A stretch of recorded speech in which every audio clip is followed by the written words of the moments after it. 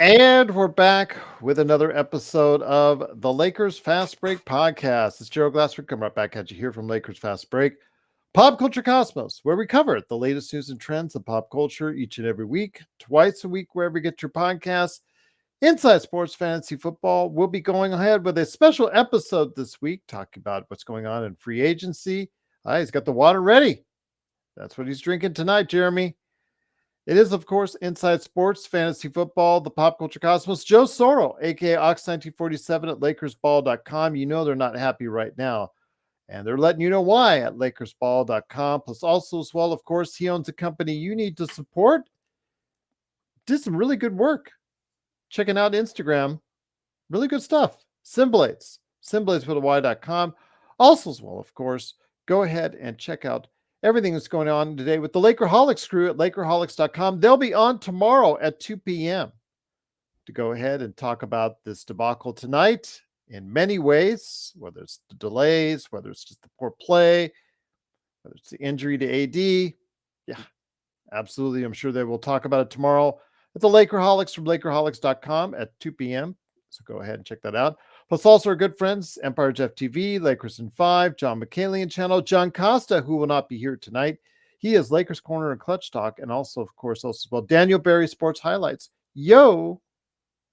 Go ahead and make sure you're checking out all these great channels. And speaking of checking out great channels, when you check out this one, please like and subscribe today to get the latest notifications on when we go live on the air with the latest Lakers Fast Break podcast. And one note, please, we're looking for a ton of people to go ahead and sign up for ESPN's March Madness. There's a group in there. Join our group, Lakers Fast Break Podcast. Go ahead and join that group today.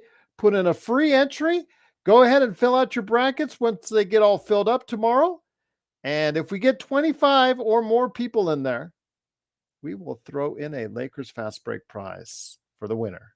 It won't be me because even though I'm entered, I'll fill out my brackets, but I'm usually done by the first weekend. But yeah, I have put the link in the description below. I've also put in the notes on the YouTube channel. So please go ahead and join up today. ESPN March Madness, Lakers Fast Break Group. We'd love to have you there.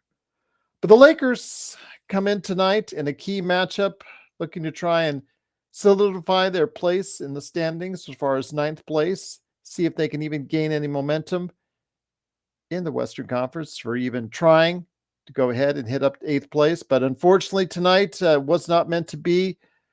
It was probably a really, really, really bad game to have on a national level. AD went out after getting poked in the eye first quarter, got a corneal abrasion, and was sat out the rest of the game. He was in the locker room, and he has an eye contusion at this point. So we'll see if that is going to be something serious for down the road. See how long he's going to be out to the lineup, if at all. So we'll keep you updated on that. But yes, the eye contusion kept him out of the rest of the game, which allowed Golden State to play more from the outside to going to more to play inside. And it was a layup drill. And unfortunately, the Lakers just could not catch up. A late surge by the Lakers where LeBron took the team on his shoulders. And he did have a LeBron-esque game with 40 points tonight. But unfortunately, too much Curry, too much Thompson, and too much the Warriors as they end up winning and taking over ninth place in the Western Conference standings, 128 to 121. Lakers are now 36 and 32. Unfortunately, that means they are at the bottom of the Western Conference standings. And here today to go ahead and talk about all the misery, including the over 20-minute delay at the end of the game in regards to shot clock malfunctions, reviews that unnecessarily had to be done, and just basically a flat-out embarrassment to the NBA game. It's a good man indeed. It is the guy who is a great part of our playback.tv Lakers Fast Break live coverage, along with Laker Nick and myself. It is Joe Soro. Joe, absolutely a turd of a game for the Lakers. Once Anthony Davis was out of the game with his eye injury and couldn't come back, you could see that the strategy for the Warriors was get the ball more inside, and it paid off for them, unfortunately, for the Lakers. We had to sit through a lot of crap tonight in more ways than one. You're on mute. I didn't say anything yet. I wasn't sure you knew. So I think that this clock situation was the basketball gods throwing acid on top of shit. The product is shit. And the gods said, I'm going to throw some more bad stuff at you. And that's what that was. I'm not a person that believes in karma, at least from the definition of what it is in this culture these days. Because I always feel like people say, oh, they'll get theirs. I'm like, no, I'd rather give them theirs. I'm not going to wait for some invisible thing to give it back to them. So that was payback for. And payback, what does that even mean? I don't even know. No one gives a crap. People will forget about this in about 20 minutes. And the NBA will make their billions and the players will make their millions. And it'll be just another thing where we as fans and viewers will accept, because that's what we've expected. Now, when they don't do this is the funny part. When they complain after seeing it from 15 different angles, when a human referee is only going to be able to make that call once, and it's got to be at a split second, all of a sudden that guy is a thief, that guy's a crook, he's on the take, blah, blah, blah, blah, blah. So this goes back to some discussions we've had in the past about how you don't have to solve every goddamn problem sometimes. Sometimes you make a bigger problem when you try to solve it. And you just saw that tonight. You saw LeBron James hit a three, which, by the way, I never really saw his heel hit the line. Wouldn't you say that was inconclusive? Did we really see his heel? Because I saw Kobe Bryant hit a three-point shot against Sacramento in 2010 with his heels hovering over the line. Was his heel down? That's inconclusive. Yet they took a basket away. I've watched the NBA for 33 years. I've never seen a play happen. Then you go to the opposite. Then the opposing team runs a play, finishes that play, and then they take points off. The only time they've done that is if it's between a 3-point shot and a 2, and that makes sense. That makes sense because the sequence is still the same. The sequence changes. If the ref calls that outside, that means they got to take the ball out at that location. Instead, they take the ball out somewhere else. How do we know the offense or whatever series they're running is going to be the same? That is I don't know how this became legal. How did that become legal? Odell, if you're going to be a contrarian, don't do it tonight. Otherwise, I'm going to freaking flame you out tonight. His heel was not down. I looked at that play 6 times. You do not know his heel was down. Shut up. So, I want an explanation on that play. I want to know what went on that play. Why? I've never seen a play. I've never seen that happen before. I want to explain. I want it explained to me. It has nothing to do with whether you disagree. His heel wasn't down. You can't prove his heel was down. No, you can't. No, you can't. Because I looked at it. I know what I'm seeing. I'm not stupid. Anyways.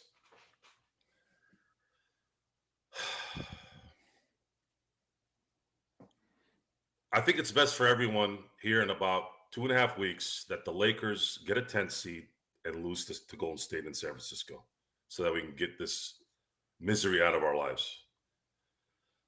The true test is going to come after the season. The true test of this ownership and this executive board, whatever you can call it. And by the way, that's another thing that you could probably look at. This is a kind kind of the God saying to the Lakers, you screw up Kobe's statue, this is what you get. You look like Mike Brown in Cincinnati, the guy that would penny pinch every little thing around the facilities in Cincinnati. That's what happens when you penny pinch. So the Lakers are. I felt a few weeks back that they were going to be a 10th seed when it was all said and done, just because the 6-game road trip is going to be absolutely brutal. And now that the AD might be out for a week or so, good luck. Good luck having any shot at doing anything productive from then on, because this team is so poorly coached. It's so terribly balanced. They can't figure out how to stop a nosebleed. It's just not in them. They're not there mentally, physically, spiritually, emotionally. They're not. They're probably, some of the players are probably just as frustrated as we are. And it's coming to an end. I just wish I could put a shotgun to it now, because I feel like I'm going to be wasting a month of our lives doing this. Once again, it is the Lakers fast break. The Lakers do lose 128-121. As Joe stated, the Lakers are 36-32, 10th place in the Western Conference. AD getting that elbow, and subsequently, as I'm posting here in the chat here in just a couple seconds, his eye was swollen shut, and of course with the corneal abrasion as well. They're still going to determine his status for Monday against Atlanta. Just him being out of the lineup, you could see their focus changed from trying to rely more on the outside game with Curry and Thompson in that first half to more of an inside game. Let's get the ball inside, pick and rolls. Let's go ahead and cut to the basket. And you could see how effective that was. Rodell, whatever he said aside, he did say something that was pertinent, and that was that the Lakers defense with AD was bad, but without AD, it was a lot worse, Joe. If he had played, they probably would have won this game. There were some instances where they were coming back, or they were sustaining somewhat of a level on the lead or not. But once he was out, it was toast. Yeah. And they've had moments. You have moments in an 82-game season. You have one or two games you should definitely lose that you win in the regular season. So we can't sit there and go, well, they beat Boston in Boston without LeBron and AD. Well, that's an anomaly. That should have never happened. And it happened because Boston likely made a mistake more than the Lakers did good. Boston took them so lightly. Right around the second quarter, they probably finally started realizing what they were doing, and it wasn't. And then they're like, "We can't stop it." If I had to choose a coach, sports baby, honestly, I really don't know a specific one. What I would have done if I was Rob Pelinka, God help me, is I would have started looking right a few months ago, secretly. Someone who knows how to coach. Who is that? I don't know if these guys do that kind of legwork. It would have to be something specific. There'd be a lot of investigating. I'd be an investigator at that point, trying to talk to certain coaches out there, certain whether it be college, whether it be, I'm not saying get a college coach. I'm just saying try and find someone that's ready to coach in the NBA. Someone young, someone who's got the energy, someone that has a brain for X's and O's and motivation at the same time. You still have to sit with LeBron James and Anthony Davis and say, okay, can these guys mesh? Well, that's your job. You're a GM for a reason. Figure it out, right? I don't know what they were thinking when they hired Darvin Ham. I really don't, other than that they weren't thinking. I don't think they knew what they were doing. And it's been a mistake. It's been one mistake after another, mixed in with a championship, but that was 4 seasons ago. I mean, you might as well have. I don't care about what happened 4 years ago. I really don't. you've sucked really for 4 years straight now because of bad decisions. And I'm just tired of watching. I'm just tired of watching it. It's giving people ulcers. It's giving me an ulcer. And I don't have an ulcer. It is so bad. It's really a bad show right now. What we're seeing is a bad product. I don't know if there is a coach out there that can really fix things to the level of what we're looking at. I mean, you guys say Budenholzer, but Budenholzer, got to remember, coached with Darvin Ham. Darvin Ham was the lead assistant under Budenholzer, so he learned a lot about, giving up a ton of threes, playing that style of defense. That's the way he was taught by Budenholzer. So I don't know if that would be the best thing for that direction. Nick Nurse, he's already been Philadelphia. It's too late for him. Again, you're going to have to see what's out there. But if it is a one and done for the Lakers, if they go up to Golden State and lose and are eliminated right away, which is looking more and more like that, then I'm kind of on the fence, Joe. I really think now that they might actually consider firing Darvin Ham. There needs to be a few things that need to be changed. Number one, get rid of Rob Pelinka and go get Bob Myers. Mm-hmm. Get Bob Myers and let him have full autonomy on coaching decisions and roster. I would be very, very, very clear on Bob Myers' ideas on what to do next. What I think he would do is I think he would sit down with LeBron and say, you can come back. Obviously, you can pick up your contract, but understand that this is what I'm going to be doing. And if LeBron doesn't like it, he can opt out and go play somewhere else. I think that'd be the first step. Second step, talk to AD and see where he's at. If he's fully committed to being a Laker, cool. I know AD frustrates us. I know AD doesn't show up for the big boys sometimes, or almost all the time lately, but he is still a star. He is still in his prime, and I'd rather build with something there than not, because I don't think you're going to get equal value back. We're going to be playing with the fact that we're going to trade him for assets and picks and all that, which basically means the Lakers are going to suck ass for about 3 or 4 years. I'd rather see if we can get LeBron somewhere else, bring in maybe 2 stars to play with AD, and then have a coach that knows how to use those players. That would be more sound. That would be ultimately what I think needs to be there. And again, I'm not trying to really dog on LeBron here. But he's closing in on 40, Joe. It's time. Yes. It's time. We need $50 million to go to a couple of players that can play for another 10 years. I'm thinking about the next 10 years, not really about, well, let's say the next 5-6 years. I'm thinking about that. I'm not thinking about LeBron's legacy. I'm not thinking about any of that stuff. LeBron's legacy was never something I thought about anyways. I think it's nice to see him score 40,000 points and break Kareem's record with the Laker uniform. I'm not going to lie. It's nice because he's a Laker.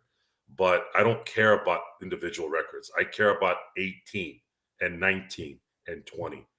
I want to get to 20. The Yankees are at 27. The Canadians are at 23. The Lakers need to get to 20. I'd like to see 20 championships. It sounds got a nice ring to it. And that's my mindset. That's my mindset. In his defense, Rodell, since you're still a goddamn contrarian, there were no players in that draft. There were no players in that draft. And if you want to say, oh, well, you should have picked this guy over there at 18, then you could say that about anybody. Jerry West drafted Sam Jacobson in 1998. You going to hold that against him too? Bob Myers, how many titles? How many titles has Bob Myers won as the head of director of? 4. Okay, that's pretty good math. So, 4's the number 4, Rodell. I don't know if you like Rob so much and his one moment of glory.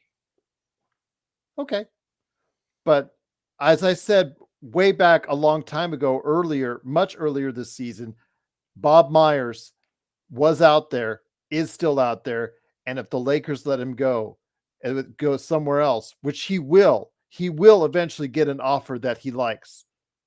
it'll be a tragic mistake if it's not with the Lakers, because Rob Pelinka has shown you out there and shown us, Joe, that he just can't get the job done again. He just can't do it again. He'll never get this team back to where we want it to be. But the sellouts will continue to come. We have to make a decision. If we have this show, we enable it. I think that's probably what bothers me more than anything, is that I'm stuck. When they know we're all stuck, what are we gonna? We're not going anywhere. Got no choice. Yeah. Especially when we sit there for 20 minutes and an abomination as far as clock malfunctionings, reviews. Yeah, it was bad. Absolutely atrocious. Bob Myers is just an example, folks. It doesn't have to be Bob Myers, really. And I'm speaking in fantasy here, folks. They're not hiring Bob Myers. So I'm just saying. Why? Because you don't think they'll make the smart move to pay the money? They just stay attached to Rob? No. I think the news of Johnny Buss running for president just added more fuel to the fact that this family will continue to live under their father's shadow, who was a genius marketer, genius chemist, genius in everything, way ahead of his time. And they'll never live up to that. And that's not fair to expect that. They're just not. It's what it is. They're milking it because they can, because they hit the genetic lottery. They were born in that family, but they don't really necessarily. I don't know necessarily if they know what they're doing or how they're doing it, really. And that's a shame, because Bob Myers is the intelligent hire that you would make with common sense. But everybody says because the Lakers nepotism, they'll never get out of it. They'll never escape it. There has to be some tie to the Lakers organization. And if that's the case, which quite often is, it's a shame. I mean, we saw Jeannie Buss and Linda Rambus fawning all over LeBron James the other night. Joe, it just does not look good, because you can see it coming. You can see all the things lining in place for the Lakers as far as continual pain for us and continual mediocrity, because poor decisions continually keep on getting made. They should have just fired Ham at the halfway mark. Then they could have started preparing for the next coach, because I think it would have been the same result. That's what would have helped. I don't think it's a money thing either.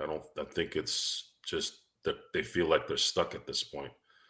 But a one and done might be the tipping point. But I think the depressing part about that is this is the 5th coach in the last 12 years where Laker fans, myself included, are ready and can't wait for a coach to die.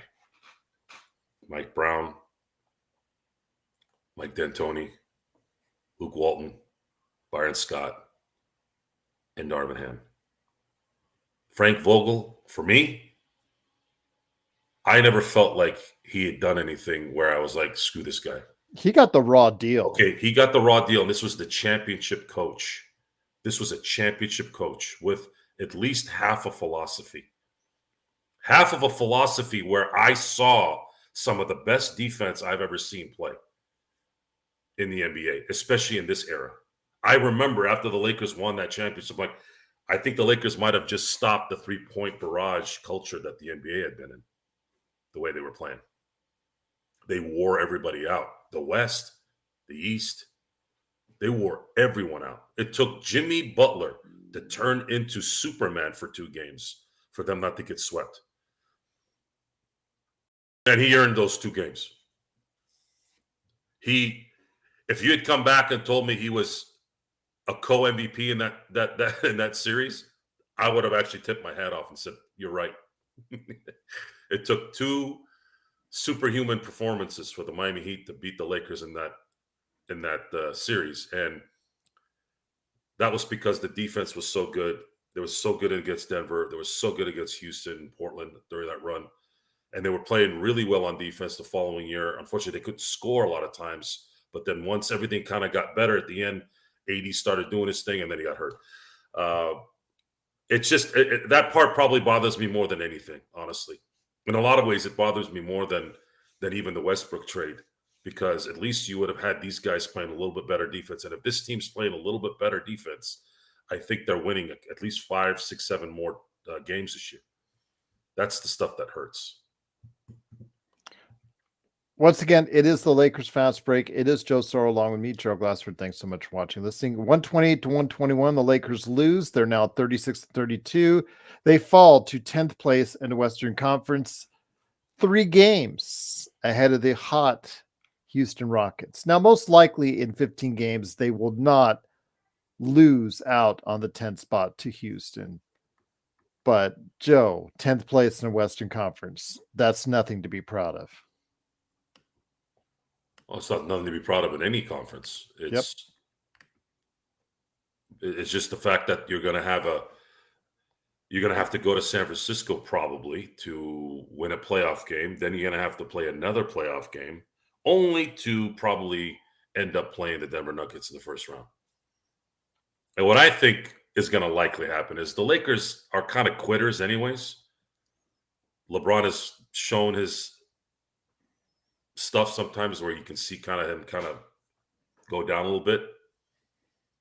I don't see these guys have a fight, really. I don't see them fighting to prove anything. I think they'll take their one game play-in and then call it a day. Do you agree with Rodell's assessment on AD? Now, he said LeBron and AD are a long way off from that 1920 season, especially on the defensive end. Your thoughts on that? I don't have any comment on Rodell. Okay. I think I've done enough with Rodell today. Okay. Fair enough. I disagree on AD. The fact that he said that he included AD in there, either he's a troll or completely and utterly clueless. Okay. Anthony Davis is a top 3 defensive player of the year guy right now. The only reason why he's not 1 is because his team sucks. So putting him in there is stupid. Okay. Just want to make sure. But once again, it is the Lakers Fast Break. Ace Nubian says, at least we won't have to hear LeBron AD talk about how seeding doesn't matter anymore. Who? Ace Nubian. Seeding doesn't matter anymore? No, he's saying that at least we won't have to hear from LeBron and AD because they're 10th place. The irony in that is when the play-in first was implemented, who was the first numbnuts that was criticizing it? Which LeBron. I'm not saying it was wrong. Just who was the first one? It was LeBron. And he has benefited from it more than any player in the NBA. Because 3 times since they've enacted it, he's been in the plan. Yeah. He would have. Last year they were the 7th seed, so I think they would have been okay then. But yeah, I just think that's funny. LeBron, I'm playing without Anthony Davis tonight. We tried to pick it up, but obviously there are some things we can't do without AD. Master of the obvious there, absolutely. But again, the Golden State Warriors, they keyed it inside. And I agree with you, Joe. You could tell just by the way that the team was playing with AD in the lineup. I think they could have won this game rather easily. But since they didn't, the Lakers unfortunately got killed on the boards again and got killed inside again. As soon as, like I said, AD went out, they went to town and went to the layup line for the Warriors. Yeah, it was. I think what I need to start doing is I need to start jotting down the points after offensive rebounds. The stats don't always say it right there. They had 14 offensive rebounds tonight. I'm pretty sure at least 10 of those came back as points, which means they scored an extra 20 points based off those things. Lakers only had 8 offensive rebounds, so a difference of 6 points. I think if we run a stat of the differences between offensive rebounds between their opponents and how much they score, I bet you there's a correlation there on wins and losses. There was, and I'm going to say this because I think it's important. Do you believe that defense is an effort thing or a scheme thing? I think it's a mixture of both, Joe. Okay, so if your players are playing defense and your scheme sucks, or your players suck and your scheme is good, which one would you rather have? I would rather have the player's ability is good, because it's more likely that you can make up for a bad scheme, but it's also less likely you can make up for bad players. Okay, good. So now wouldn't it be imperative to have a scheme to at least combat the crappiness? The problem is that, as well as you see, is the scheme is terrible. I mean, the idea of giving up so many threes and that, I mean, people talk, and that's why you can't suggest Budenholzer. Sean, Jesus, we've been trying to get a hold of you here, man. Hit me up after the show. Sorry, go ahead. No worries. It's just Budenholzer is not an option because he was the one that taught Darvin Ham of so much of what he knows. And that's what part of the reason why Budenholzer is out as Milwaukee Bucks coach was because of his defense against Miami in that playoffs, but his defense throughout the years, giving up so many 3-pointers. It's just absolutely terrible in these day and age of the three that you would have and structure a defense like that. Just like, Z said, and there were people that were like really supportive of a 4 and 5 out offense for the Lakers. And you see how that's worked out as well. It's just, I'm going to repeat it. It's a fractured team, and it's impossible to put the pieces back together at this point of the season. And then at that point, it can't be put back together. LeBron isn't going to get younger. AD's not going to get younger either. You have to start making a decision. And what you do know is that your coach 85% of the time this year butchered his rotations, couldn't figure out who to put in long enough in certain instances, made excuses in every loss, usually doesn't say we, he usually says they or them or whatever. He is and Budenholzer was the name that people brought up because that's something familiar. It's someone who won a championship. Problem is, folks, is that's the same reason why he got fired, is because of his stubbornness, his inability to put Giannis on Jimmy Butler in the first round last year, when this is supposed to be the guy in his prime, as healthy as he can be. Defensive player of the year. Twice, right? Or is that just an MVP? I think it's twice. Okay, so these are the type of, and these decisions typically, I can't prove it, but usually is an ego thing. And coaches in the NBA have the worst ego of all coaches in sports most of the time, because they're stubborn to all hell. They're like, no, you're going to play this guy the way I want you to play him. Do it. Well, here you go. This is the result of your stubbornness. It's stubbornness when you're wrong. It's only legit. It's only a virtue if you win. That's a Chuck Noll quote. For those of you who don't know what Chuck Noll is, 4-time Super Bowl champ for the Pittsburgh Steelers coach. Are you happier now with the 2 quarterbacks that you have now? Well, the fact that they got 2 quarterbacks that can play better than the 2 quarterbacks we had for $5 million, yeah, I'd say they bought pretty low and got better. For a 6th-round draft choice, you got a starter in the league last year. It's we're going to see this play out.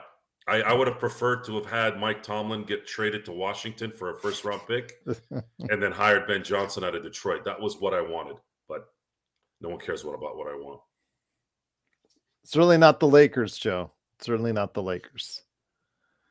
Sean Harder says the Lakers were 7th, which would have been in the playoffs without the play-in. Darren, do I need to type more?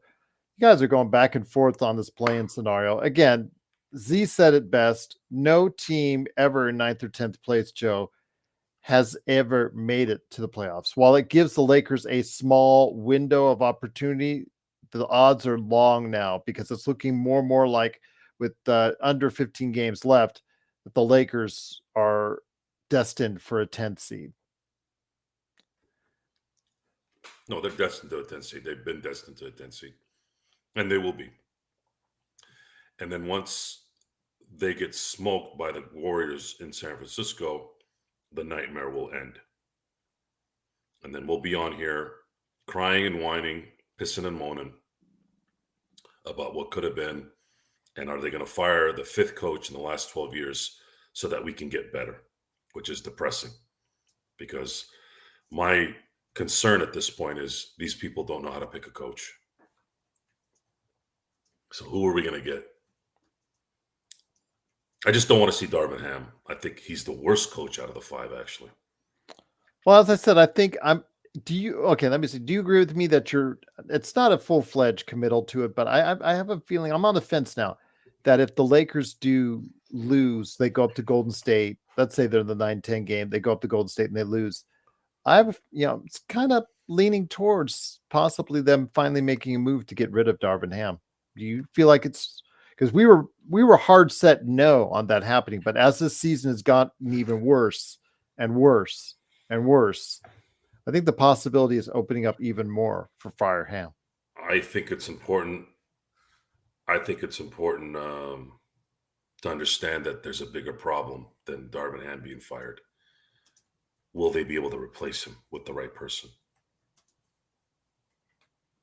That's true. What are you going to do about that? That's the problem. There's no, I mean, like we talked about instantly, we for a replacement for Rob Pelinka, Bob Myers instantly came both in our heads. There is no that instant replacement that we can think of that's automatically available as of now. Maybe obviously some things might open up here near the end of the season. Maybe a top of the line coach might get like when Frank Vogel got fired, become available. Maybe someone else that just have contract dispute may become available, or maybe there's a college coach Joe likes that'll become available. But right now, there's nobody on the radar, Joe, that really says, you know what, we got to replace Ham for him, and maybe that's part of the reason why Ham might stay. And that's no, I don't think he should stay either. But I don't. I didn't say you don't think he should stay, but that's one reason he might. But that also means that you probably need to get rid of LeBron, because LeBron's probably a problem as well with a non-established coach. He's had issues with coaches in almost every stay he's been at. LeBron has never supported any coach except the coach that never coached him, which is Greg Popovich. And the only reason why he supports Greg Popovich is Greg Popovich and him share the same philosophy and saying stupid shit that they shouldn't be talking about. That's why. So it's not even real. I bet you if he was coached by Greg Popovich, he'd want him fired. He'd go up to RG. Is RG Buford? RC Buford. RC, I'm sorry, Jesus. RC Buford and say, hey, can you get rid of this guy? He yelled at me at practice. It's LeBron likely has to go at this point. Not because I don't want him to be here, but it's time. It's time to start. AD has a better personality for instructional information. See how I said instructional information? I did. Okay. He's not likely going to be egoed out with coaches. He's never done it. He maybe because he played with a John Calipari. I don't know. Something, right? And if you're going to bring in youth in here and they want to win and do those things, you need a coach that can teach those guys, and you need players that can come in and roll with that. LeBron isn't in that category. LeBron does what he wants to do. I don't see him helping the matter. And I'm kind of tired of the LeBron ISO offense, which is, it was fine when he was an assist leader because that actually was a good concept. I'm surprised he didn't do it earlier in his career the way he did in 2020. But now we need more movement. Now we need to put we need to put AD in a spot where he has a true point guard who's a scoring threat. That's why Trae Young was such a good fit for AD. That's why that would work. He can get to the basket, he can dish, he can shoot. That creates a lot of good space for AD and a lot of movement to get AD to doing what he does best, which is getting alley-oops and running to the basket. He's not a backup. See, we're trying to put AD in a round hole when he's a square peg, right? I think we do that a lot. Well, he should be this. He should be this. Well, he's not. He's not. He's not that guy. He'll never be that guy. That's why he keeps getting his butt whooped by the big guys, because the scheme keeps putting him in this position. Well, you got to back down Sabonis. How are you going to back down Sabonis? Sabonis outweighs him by probably 30 pounds. Jokic probably by 50 pounds. Don't believe these weights, by the way, folks. Don't believe the weights that they list. That's all bullshit, okay? I don't even have a belly. I'm 280 pounds, okay? You're telling me a guy that's 7 feet tall, like Jokic, weighs 260, 270? What are you, nuts? That guy's 300 pounds, probably more. So when are the Lakers going to realize that? Or are they so fixated on the star? Are they really fixated on the star to the point where they're going to go, oh, you know what? We're going to give LeBron an extension because we want LeBron James on the marquee. I'm just going to say I have to disagree with you on the fact that I think that they will. I'm not sure if you said they will, but I just think that they are very much inclined to give LeBron what he wants at the end of the season. The fact that they were so cozy this past week bothers me.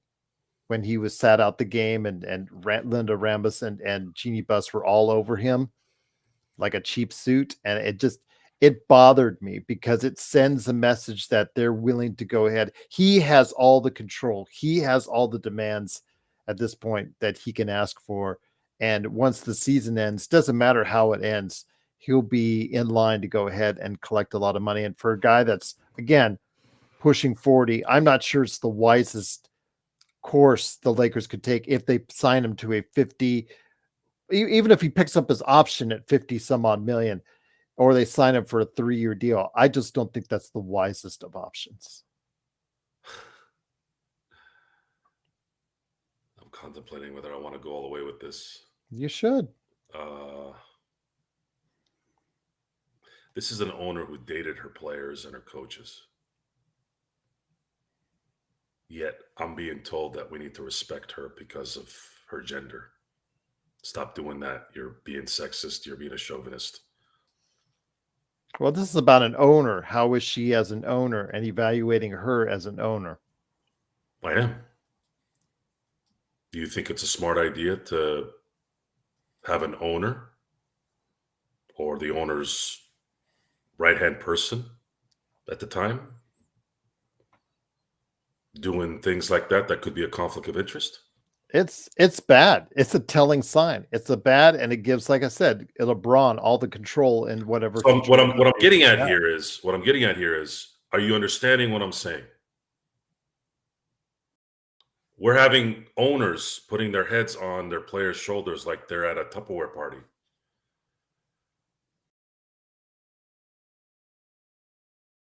So what kind of there was a time when Magic Johnson back in the day was partying with Dr. Buss that made his teammates angry. Why? Oh, you're showing favoritism. Is that what it was? Is it revisionist history? Are we prisoners of the moment? Does this stuff happen all the time? I mean, Ime Udoka got fired out of Boston because he was doing what Jeannie did. It's okay if Jeannie does it, but Ime Udoka does it, all of a sudden he's a pariah. But that's the Boston rule, though. They have their rules, right? Just like the Yankees have a no facial hair rule. That's their rules. That rule doesn't apply to LA. But what it does do is it sets a muttered atmosphere. Now, the reason why it worked in the 80s with Magic and Dr. Bus is because they won. And if you win, I guess it's okay, right? I guess so. Yeah. But the Days of Our Lives soap opera, I think my favorite part about the championship season was I remember distinctively, obviously I wasn't on the show yet, but I remember talking to some of my friends at that time. I'm like, have you guys noticed there isn't any noise coming out of LA about anything? This is LeBron James is on this team. LeBron always brings some kind of petty drama.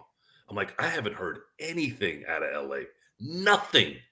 Nothing about something happening in practice.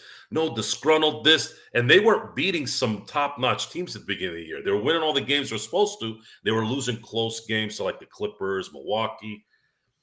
But then they got their act together later. So I don't know. I don't know. I don't know what was the difference. This was before COVID started. But it's maybe we're nitpicking at this point. Well, it's just as a bad look, my friend. It just is a bad look.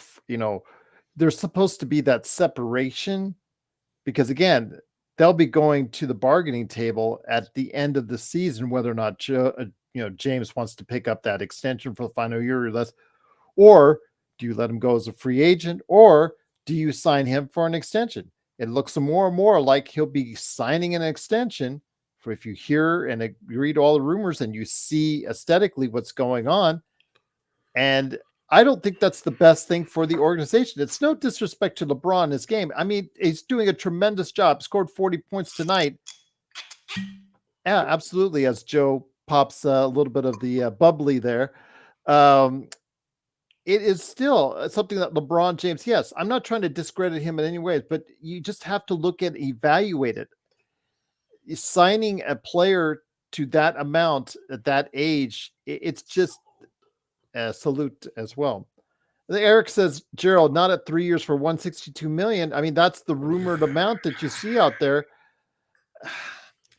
That ties up so much of your cap, and you're seeing the residual effects, the certain brackets that they're going to be in. That would just the restrictions that it would be in place. Yeah, Joe, it just does not look good for the Lakers at this point in time. It does not look good.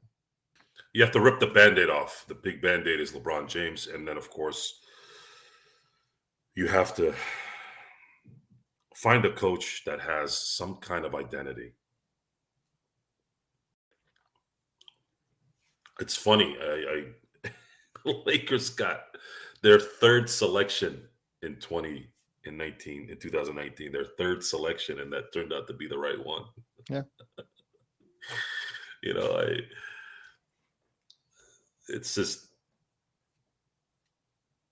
I think the insulting part about it is we're here running small businesses, and yeah, we're living a good life and things are good, but sometimes you always have to want more. Otherwise you get stagnant, you get weak. You always have to go more. I've gone to spin class 30 days in a row. Why? Today was the 30th straight day I did my 45-minute spin class. Was that your record? Yes, it happened today. I had done 29 in September. And I mean, no one does that really at this place. I was like, screw it. I want to do it. And I wanted more. 29 wasn't enough. And right now I get to 30. And the first thing that came to my mind, you know what? I'm going to finish the month off. I'm going to go all 31 days in March. And it's just, there's a mindset of trying to be better and trying to get better and all the time. And sometimes you don't, right? Sometimes look at Bill Belichick and Tom Brady during 2005 and 2013. 9 seasons. 9 NFL seasons. The best coach and the best quarterback on the planet together, knowing what they want, doing what needs to be done, eating, sleeping, drinking, football. And they didn't win a championship in those 9 years. They had a 9-year gap between the first 3 Super Bowls and the next 3 Super Bowls. That's how hard it is. So imagine when you're not set up right. Imagine if you're doing stuff that's not smart. Imagine if you're hiring the wrong people. Imagine if you're extending the wrong player. How the hell are you supposed to win? You know what I attribute the 2020 title as? It's the 1995-96 Super Bowl for Jerry Jones. Since somebody brought up Jerry Jones during playback. So what happened that year, folks, so I can correlate it with what happened here, is that Jerry Jones got rid of Jimmy Johnson after the 93 season, after they won back-to-back Super Bowls. They lost to the Niners, which was one of the best Niners teams ever that year, the following year, I should say. Otherwise, they probably would have won 3 straight. Probably if Jimmy Johnson, they would have. And then the following year, they ended up winning a championship. So what happened with Jerry's like, I did it without Jimmy Johnson. No, you didn't do it without Jimmy Johnson. Those are his players. Those are guys he drafted. Those guys he nurtured. And then that gave him a false sense of worth. And we all know what's happened since. You know how many NFC championship games he's gone to, let alone Super Bowls? As many as Gerald Glassford has.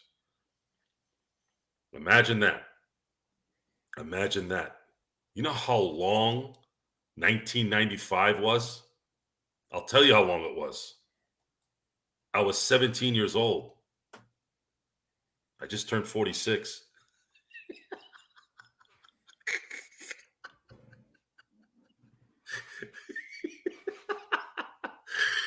So 2020 gave Genie and the crew, hey, I'm a good owner.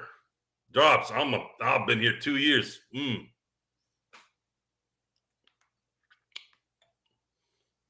Maybe that's enough. Well, we've talked about it before. Her tenure as Lakers governor, owner, whatever you want to say. Are they still saying governor? Yeah, they're still saying governor. And you see the record overall as far as how many playoff seasons as opposed to non-playoff seasons. And I'd call myself the emperor, honestly. Yes, I know that. I would have said, I'm an emperor of my team.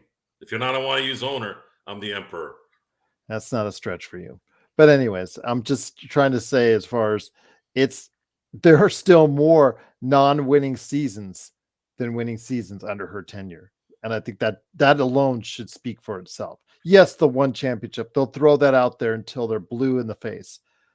But to me, it's overall, is your team winning? Is your team set up for success? Has your team got a foundation for down the road? I'm not sure we can say about any of those things right now, Joe. No, because you don't have the right people and spots. You don't have the right coach. You don't have the right GM. How are you going to build any foundation on a team if you don't have the right leaders in huge positions? This is,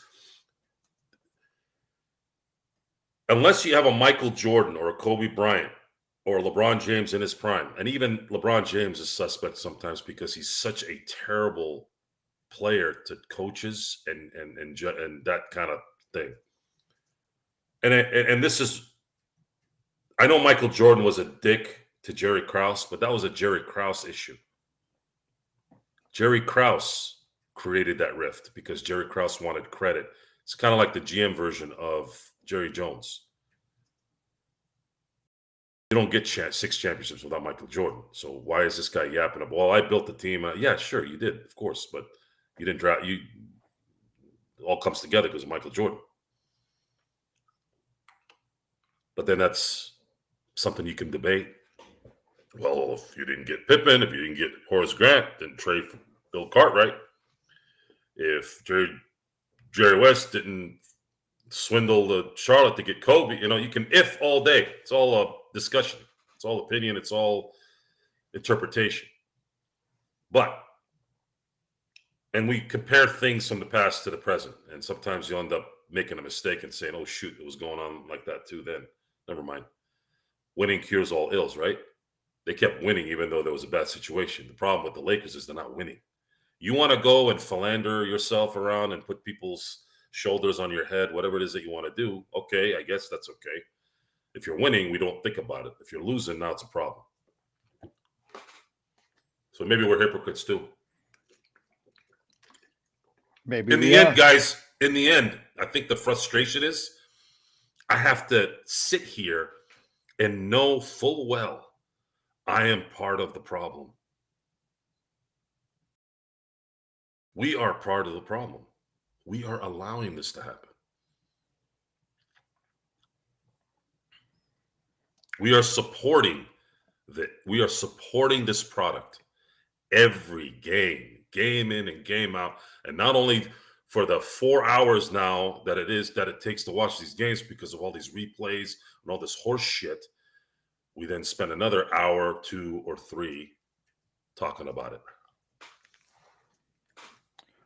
Once again, it is the Lakers fast break. The Lakers do lose 128 to 121. The Lakers are now 36-32, falling to 10th place in the Western Conference.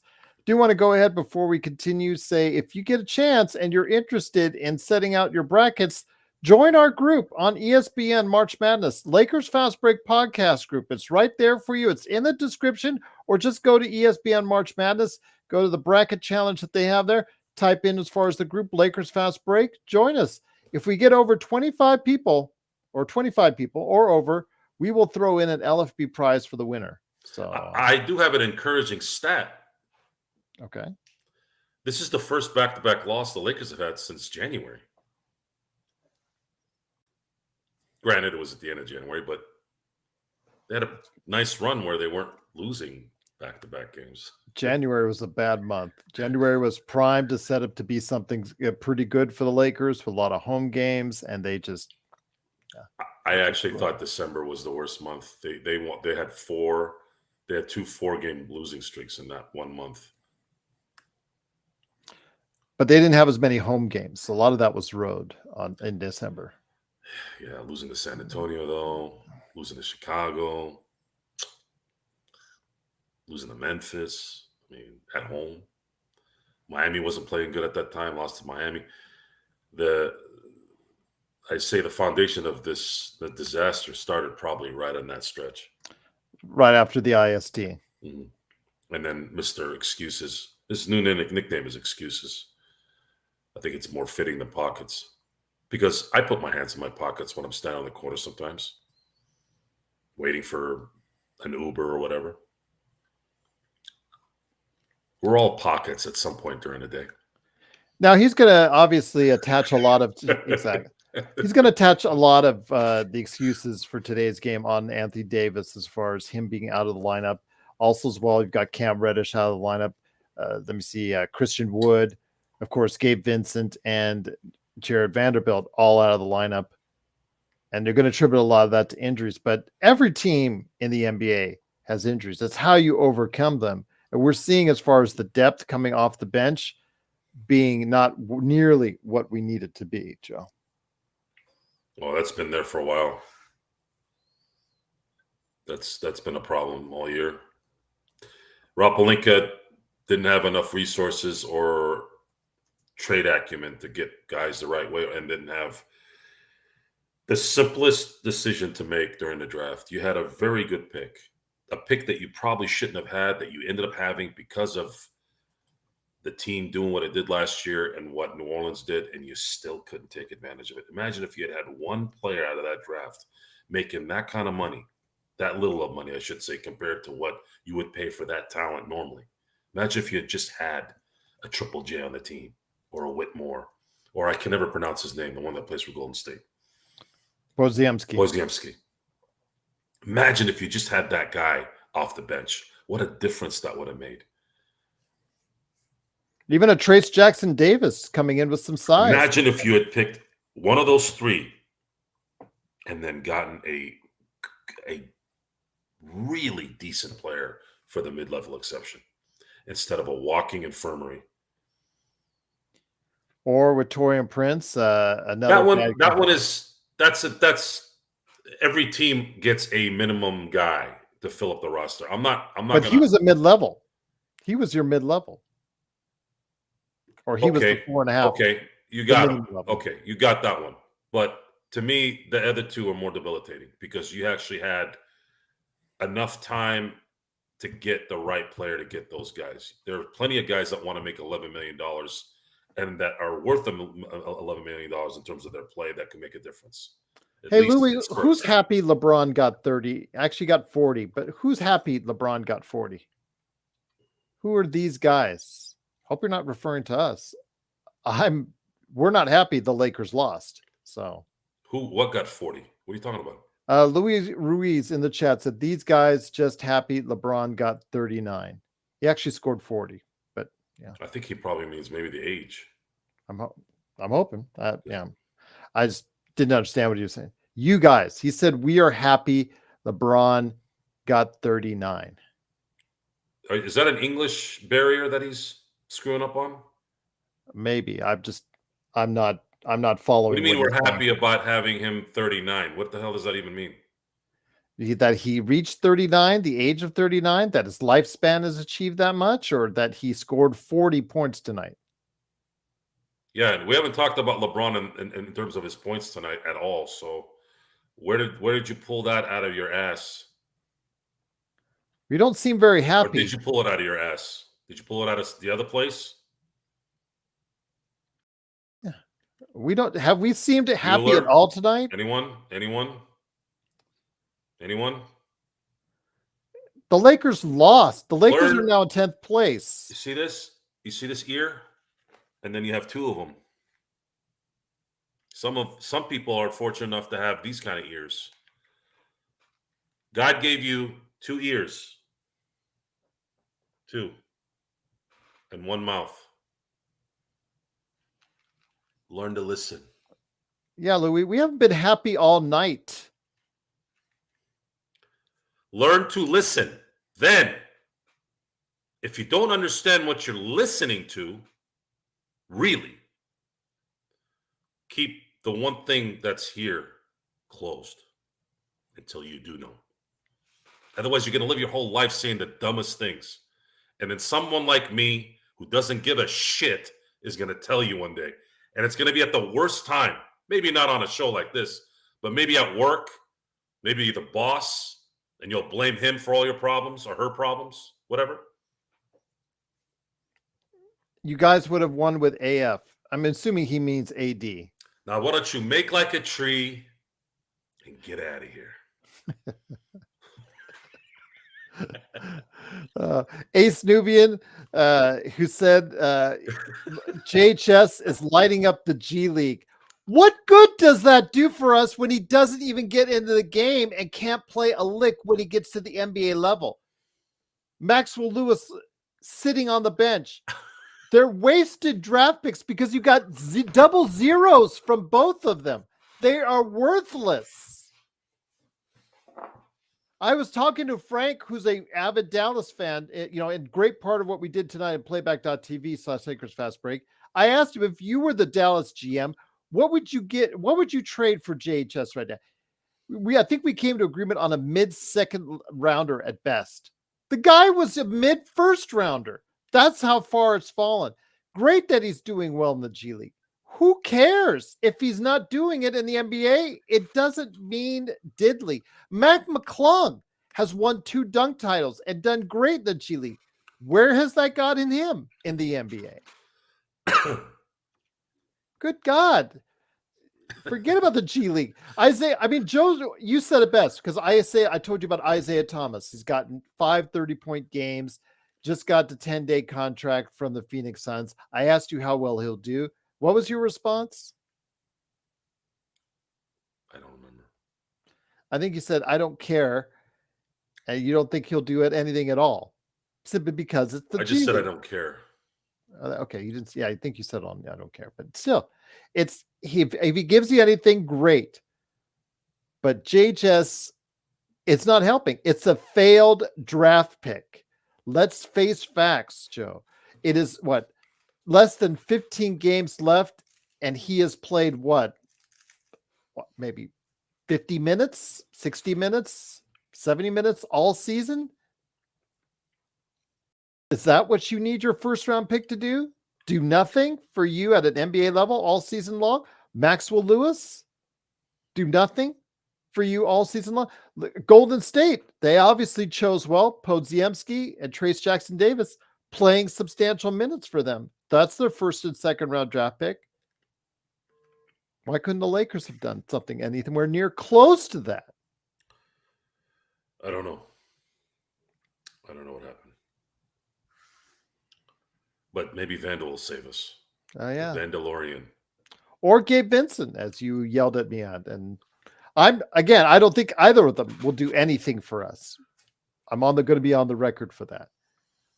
I think it's our job to entertain our friends here on the Lakers Fast Break. Well, because you have all those other shows that try to throw the roses. This guy's coming back. This guy's come back. This guy did well. Well, let's talk about those shows. Ones that we're endearing to. Empire Jeff. Empire Jeff is a nice man. Great guy. He's an easygoing guy. Yes. Has a beautiful voice for radio. Beautiful voice for commentating. And is respected by everyone. Always appreciates everybody. Always thanks everybody. He's a decent human being. He has a dog. You know, people love people with dogs. And then you have Lakers in 5. Lakers in 5 is the man of the people. You know, always comes here, says salute, no matter what. It's like a blessing. He always comes and blesses the show. Thank you for that. Beautiful man. You're a nice guy. You're always apologizing and saying thank you to everybody. Here we go. And then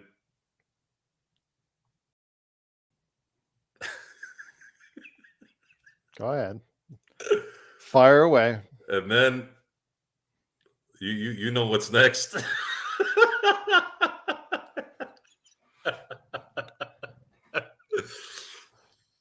It's like LeBron backhanded. I feel like I'm getting backhanded while he's doing all that. I don't know if you could ever compare me to LeBron. Well, backhanded compliments are similar. It's not really it's not a backhanded compliment. I'm telling people what you do. That's not a backhanded compliment. I'm not criticizing you for I don't feel I'm describing the people sincerity that are involved in these shows. I don't feel the sincerity because I always know something's coming up at the end of it that sounds it's probably going to be an insult. You misinterpreted. You said it's a backhanded compliment. It had nothing to do with backhand. I told you what you do. That's not. I feel like you want to give me a backhand at some points of time. The thing is, the difference between you guys and me is that I'm not those things. Has been explained many times. You're you want to be thanking people and you want to be apologizing. And Jeff wants to get along with everybody. And Lakers of 5 wants everyone to be a collective unit. That's the balance. I'm the guy that balances maybe those things. Maybe I'm not. Maybe I'm too aggressive. Maybe I'm too honest. I don't know. But in the end, I like how I am. It's probably why I don't get affected by stuff. Makes me feel good. And sometimes it could be taken the wrong way. Okay. But, I mean, I've burned the bridge. This stuff is all on the internet. If I end up getting to a level that warrants somebody doing an investigation, Jeannie's never going to talk to me. Rob's never going to talk to me. The Lakers organization is never going to talk to me. They're going to think I'm a piece of crap. And that's the beauty of not giving a shit. Sports Baby says, I'm in Australia. We don't give a crap about your feelings, to be honest. We just say how it is. And Sports Baby, you and Xbox, I've been thinking about this. I actually talked to some friends of mine about this. I go, you know what I've been noticing? Because I have a problem with the baby boomer generation. In my work, I notice it. And I think it's because there's this dick measuring contest that baby boomers have an issue with. When you talk to them about business, they think, oh, who's this young punk with all this bravado? And mind you, I sometimes I don't even know I'm doing it. I'm just talking. But I've run into more problems with baby boomers than any age group in business. And I've been with everyone. I've seen everyone. All kinds of cultures, all kinds of looks, all kinds of ages, and married and single and divorced. Everyone. I've been in all those homes over and over and over again. Baby boomers and me do not get along. Not me. They don't like me. generally. Australians, on the other hand, for some reason, really like me. So I don't know what you guys are doing down there, but you guys got to bring some of that up over here. Bring it over here, because Americans, especially American women, love Australians. Gee, I wonder why. Gee, I wonder why women like Australian men. Maybe because they're not pussies? Is it the accent? Is it the look? A lot of good-looking Australians out there. It's probably the accent, huh? But it's the attitude, too. It's not an accident, man. It's not. It's not an accident. Look at how it turns out. It always turns out the right way when it's real. Do you have the credibility behind what you do? And is it only based off, do we base the rich and famous on that same level? How can you? Because some of those people didn't earn their money. Dr. Buss earned his money. Jeannie Buss was the second generation to that money. She would have never lived. If she didn't have Dr. Buss's money and connections, who does she become? She probably becomes a successful businesswoman, a mother, or whatever, but she's not going to have an empire like this. Am I wrong? It's very rare to have this kind of thing, right? She could have. She could have invented some kind of paperclip that sold billions, but it's unlikely.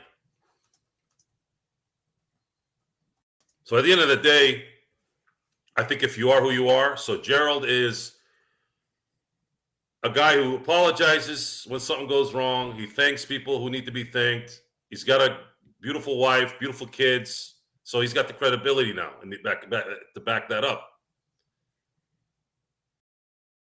You can back it up, then what you're doing is right. I didn't get to meet your family, so I was disappointed in that. My family, I barely meet my family. Half the day, my kid's dancing. Half the day on a Saturday, and then the other one's going to dance tomorrow. Oh, that's funny. They dingo ate my baby. That was funny. Yeah, that's a true story, Xbox. Like two ships passing in the night. Hey, Dad, what's going on? Oh, don't worry, it's cool, bro. You're probably playing basketball better than the Lakers. No, that's not. No, that's a demerit on your end. You're suspended for 1 day.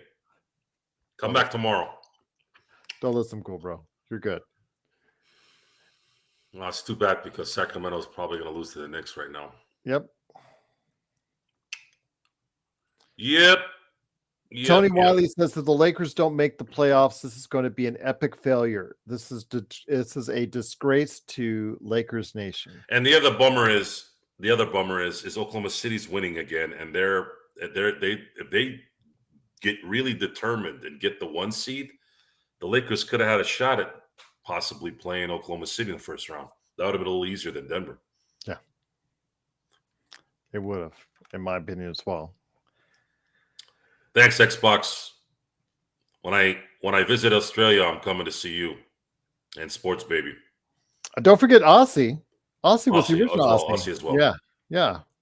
God bless you, Aussie. Just hope everything is well, my friend. I haven't seen you in a little while. So, Louise says, I got to stop doggy AD. Lakers go as far as AD goes. Buss's family needs to demote Jeannie Buss back to her secretary position. Jerry Buss has got to be rolling in his grave. Truth hurts. Truth hurts. Unfortunately, the Busses are too busy figuring out what they're doing. One of them's running for president for some apparent reason. Like they're not going to win, but yeah. There's no outlet in this family anymore, folks. The best course of action is to sell the team. I would agree. That's the last frontier. God, what would they sell for? 12 billion? I would say 10 to 12. I would say the bidding would go to 10 to 12. But the thing that you don't want to look at is the Forbes value, because in a situation like the Lakers, I think the bidding would go higher. and higher on that one. I think it depends on the organization. Like the Clippers, if Steve Ballmer sold it today, whoever would, that's going for right around whatever market price is, because nobody wants to really go into that one. But when it comes to the Lakers, just because it's the Lakers, like the Cowboys, the Knicks, you could even say the Warriors to an extent. Yeah, there would be a bidding war on it. So I would say it would go overvalue at probably 10 to 12 billion. I don't think the NBA contingency would allow a Saudi owner, even if they gave him 100 billion. That would be a dangerous move. Well, they're already putting their stuff on the. Yeah, but being a part of the good old boys. I said ankle down, cool bro. Ankle down? Yeah, because he sprained his ankle. He twisted his ankle again. Oh, I used to do that almost every week when I was growing up. Yeah.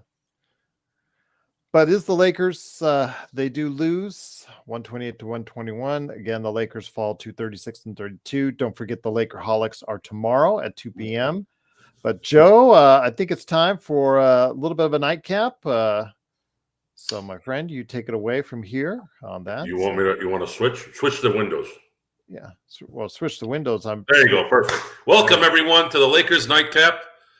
I'm your host, Joe Soro. With me for the first time today on the Lakers Nightcap, Gerald G. Glassford. And I want to welcome everyone here for being on the show. We watched an amazing game today. No, I'm just kidding. We watched a shitty game today. The Lakers lose to the Warriors 128 to 121. They were so bad tonight, they let Draymond Green ruin them. Did you imagine that? He had 13 assists and 12 rebounds tonight.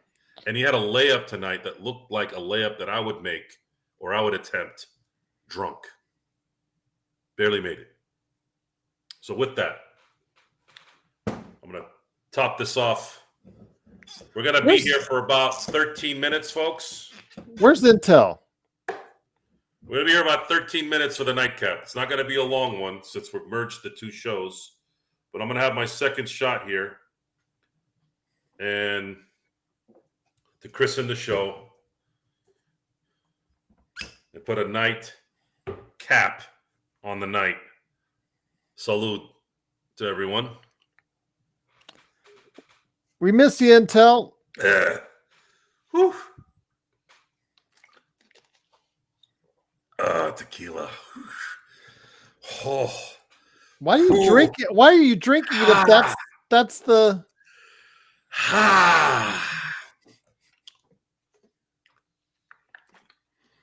Man, this was full a few weeks ago. Look at this. It's gone. Whew. Jeremy, too. See what I'm saying? Look at that. I forgot Jeremy was from Australia. There's something about Australia, man. I'm telling you. There's something about Australia. Anyways, so the Lakers lost 128 to 121 against the Golden State Warriors. Klay Thompson, which is weird. It seems like every game Klay plays against the Lakers, he goes off in the first half and then he dies in the second half. Does anybody know why that keeps happening? Does he just exert so much energy to his body he can't continue the rest of the way? Or did they need him? It is a trend, though. It is.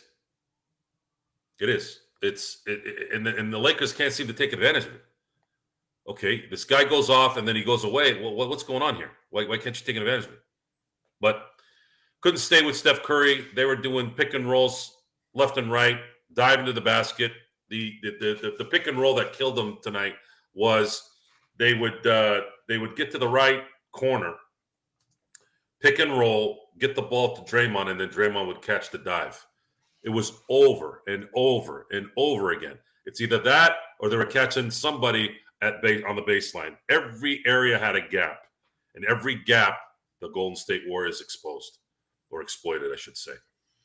And it was what have we seen before? We've seen it before in terms of the consistent terrible positioning to get rebounds, and those rebounds that the Golden State Warriors were getting ended up into points, whether they were 2 or 3s. So yes, more of the same, but we can blame Anthony Davis not being there because I guess we're coached by Darwin excuses. I haven't seen Postgame. Have you seen Postgame yet? I've been checking the notes. The only thing I see outside of just LeBron's complaints in regards to the 3-pointer that's taken away was the pool report. I haven't seen any comments really from him other than AD getting hurt and he didn't know what his status was be. They had the pool report, blah yada yada yada yada yada yada yada. It's about how they took away LeBron James the 3-pointer that was taken away because of the shot clock malfunction earlier in the fourth quarter. Yeah, just I guess I don't want to go ahead and read it word for word, but I did go ahead and I reposted it at Lakers Fast Break if you want to go ahead and take a look out. And yeah, because they go into the nitty gritty about the rule 13, section 3, etc. etc. Down to the nitty gritty. Yeah, just who is this Encarnacion? It's there, so you can take a look at it, see if you want to go ahead and understand why they did what they did. But I thought it was inconclusive, like Joe said, and yeah, and unfortunately, it took so away. This was a rule. This was a legit rule that I have never seen in my life. That you can take away a 3-point shot in which you didn't see conclusive evidence that heel hit the line when they've already run a play or series.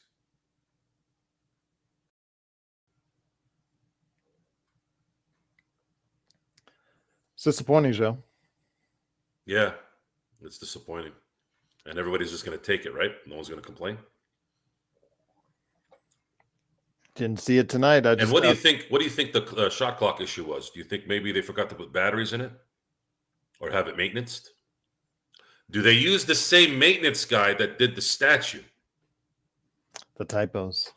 Is their hiring practices based off merit and talent and the ability to do the job, or are they filling a quota?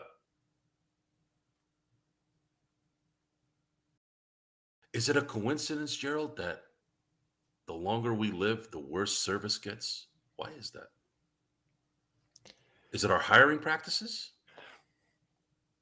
Why is a shot clock for a $7 billion team going out? Why is it that a statue of your number one player, arguably, at least number 2, 1A, how do you have typos on that thing? What were you doing when they were making that? Playing with your butthole? Putting your head on somebody's shoulders? What do you do all day? That's the question I would ask. What do you do all day as an owner of a conglomerate? Are you burnt out? Are you tired? Is it too much pressure? Are you stubborn? Do you really want this? Do you just like being in the position? Do you like doing the position? Why do you hide when things go wrong? Why do you say things like manos from above when you sign a mid-tier player? Why do you take out loans that's supposed to be for small businesses when you're a $7 billion business?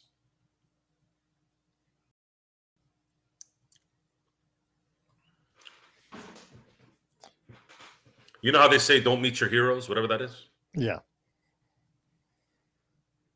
At the end of the day, it's not everyone. There's some really good, famous people out there, but just very few. Most of the people out there will throw you in the gutter. They won't do it themselves. They'll have somebody else do it, of course, because they're cowards. Most of the people out there, rich, middle, or poor, will throw you in the sewer to get one step ahead of you. Why? You might ask why. Why? Because they're weak. Most people can't understand what they're capable of. They're set in a position where they think they can do it or they want to do it, but they can't do it.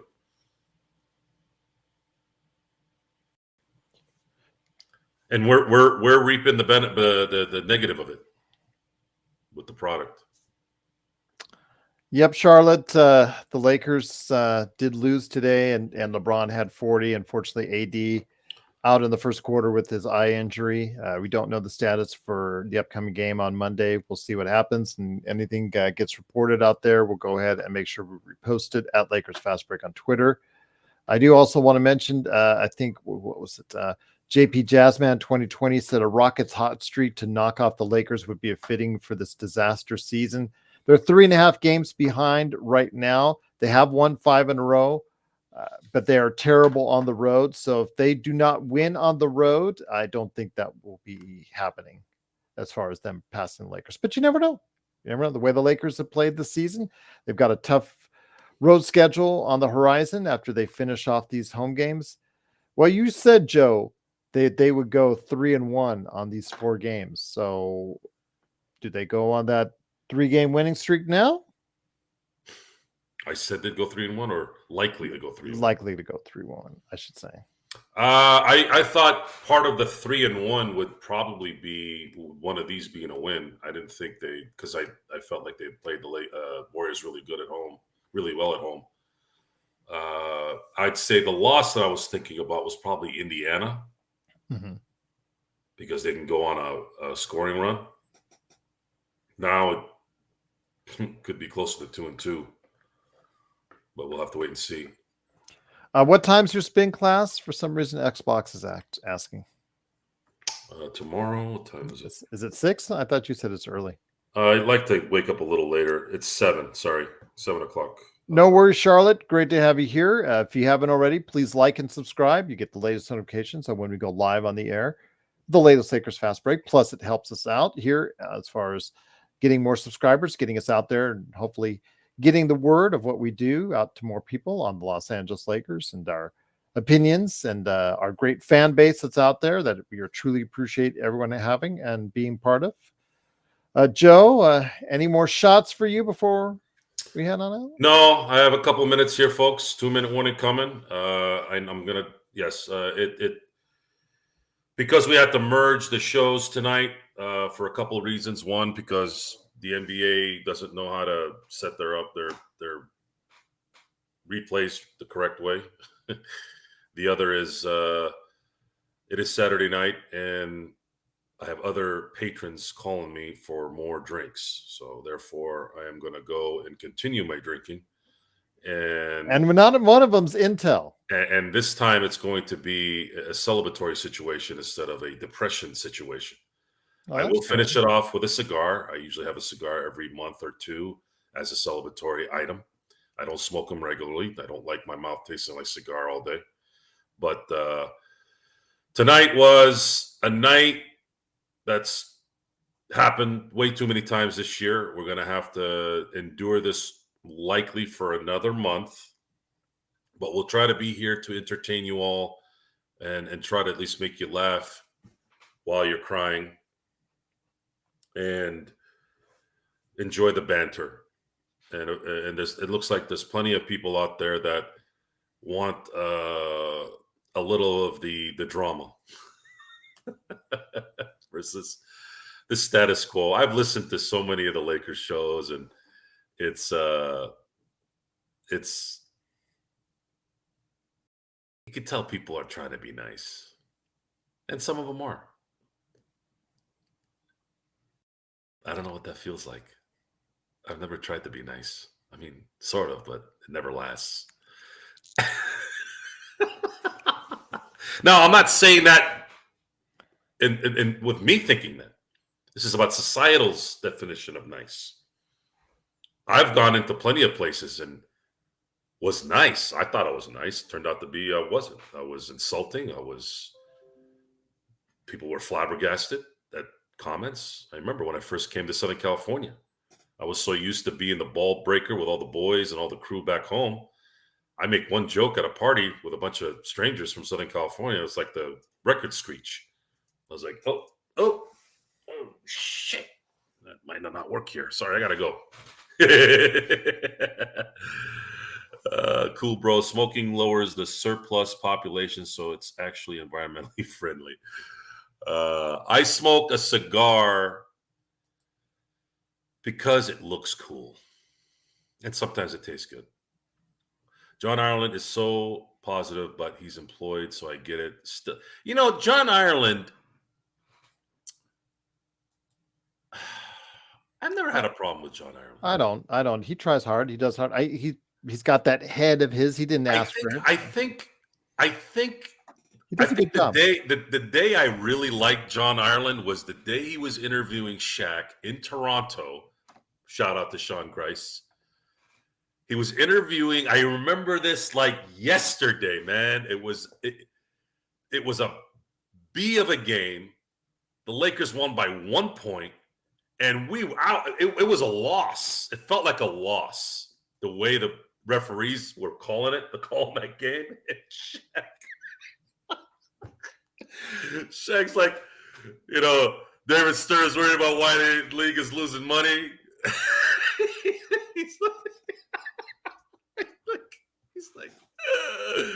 He's like, these people pay good money to come watch these athletes pace, and these refs try to take over the effing game. And then Jarlin goes, Shaq, we're online. And then Shaq goes, I don't give a shit. And then finally John goes, I know. Oh, man. That was the day I liked John Ireland. That was the day. I think he would be a great replacement for, Bill McDonald whenever that happens. So. Unfortunately, the Lakers dropped the ball on that one. I know that Spiro wanted to do NFL. Spiro. Spiro's good. They screwed that one up really bad. Yeah. Spiro should have been the voice. Agreed. Okay, Spiro and they should have given him enough money to say, look, we will honor your football thing. And again, I don't know how the negotiations went in terms of how he wanted to do the football thing. He might have said, look, I want to do football while the Lakers were playing. What I would have done was I would have said, look, man, we need you in October and November and December. If you want to do football the first month and change, cool, but we need you here for this. I don't know. Pay him enough money to make him stay. That's what I would have done. I'd be like, all right, Spiro, what do you want? What do you want? Because he's doing NFL. He was doing college basketball. Great. He's great. Great. He's better as an NFL guy. He could have been better with the Lakers at some point. Of course, he's better now as a football announcer, but you can't lose that talent, man. And then Joe Davis for the Dodgers, he's amazing. And they're pulling him out of the Dodgers, but he's still doing baseball. So I don't know. They screwed that one up. It's funny as it sounds, we've been talking about the decision-making of this ownership. I remember thinking even at that time, I was like, man, that's a really bad loss. That's a really bad loss. Why would you let him go? And then Joel Myers too, as well. Joel Myers irritated Stu. Something was wrong there. They're not going to fire Stu. Of course not. But Joel Myers really irritated Stu. You could feel it in the announcing. It was similar to, but the great Marv Albert was able to flip it to make it funny. Reggie Miller would irritate Marv Albert. And I remember it was a Laker game and Reggie's like, you're not going to stop Triple Ocho. And then right before they go on the commercial, you can hear Marv go, Reggie, are you all right? And he would say things like, when he was with the best team with Marv was Mike Fratello. One game he had Mike Fratello's birthday. And he's like, and you know how Marv was like, and folks, it's Mike Fratello's birthday tonight. And believe me when I tell you this, he looks a lot older than he is. And it's just, I miss those announcers, man. When you get a good one, you got to stick with it. But anyways, we veered off to something positive and funny, which is good. We ended it well, right? We ended it Yes, well. we did. Okay, see, so you guys know that we're not just here to be grumps. It's a balance. It's always a balance. Everything's a balance, right? The world's a balance, family, friends, balance, work balance. But I want to thank everyone for being here tonight. Sorry we had to cut the nightcap short into the post game. I know this has been happening the last few shows, but there's really nothing we can do about it sometimes with these games. But I want to thank you all again for being here tonight. We're going to be back tomorrow with the Lakerholics. I might chime in on the chat. Gerald, I don't know if you're going to be there, but I'll try to see what I can do tomorrow. With that, we're going to have a day off tomorrow until Monday. Monday, we play the Atlanta Hawks. Another subscriber. Will be a win, Thank will be you. a loss. What do you think Will about AD that, be Joe? there? It doesn't matter His what you think, Joe. We got eyes. another subscriber. If you have any questions, any concerns, you can email us at LakersFastBreak@yahoo.com. If you guys haven't, Frank, I know you started following me on X. Thank you. We'll be talking more there. But if you want to contact me on Instagram, I'm on SinBlades_turf. If you want to talk to me on Facebook, I am Johnny Blade with the Punisher logo. Johnny Blade with the Punisher logo. Go ahead. Just reached 1470 on our subscriber base. Thank you, Opinions, for your subscribing. Everyone else that has subscribed this evening, we truly appreciate you doing so. It really helps out the channel.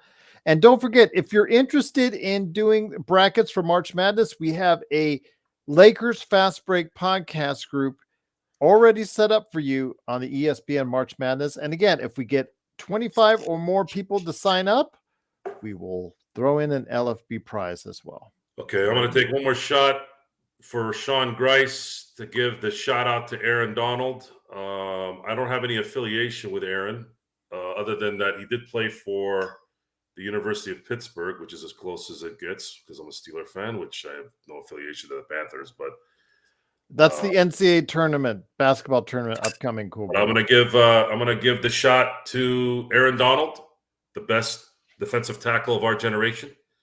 Possibly the best defensive tackle of the last 3 generations, and a 10-year career with 10 Pro Bowls, 8 first team All NFL, 2-time Super Bowl participant, 1-time Super Bowl champ, and as soon as he's eligible, will be a first ballot Hall of Famer. Cheers to Aaron Donald. You played the game the right way, and you gave LA its first championship ever as a Ram. So there you go. Cheers. Salud. Congrats on a great career, Aaron Donald, but no congratulations for the Lakers as they lose 128-121. Again, Lakerholics coming tomorrow, 2 p.m. Pacific. So go ahead and join us then. I'm sure they'll have much to say. But yes, Joe, the nightcap still going strong. So the nightcap is over, folks. Go get your drink on. Go get your you-know-what on. Don't think about tonight's game. Yeah. Don't think of happy thoughts. Goodbye, everyone.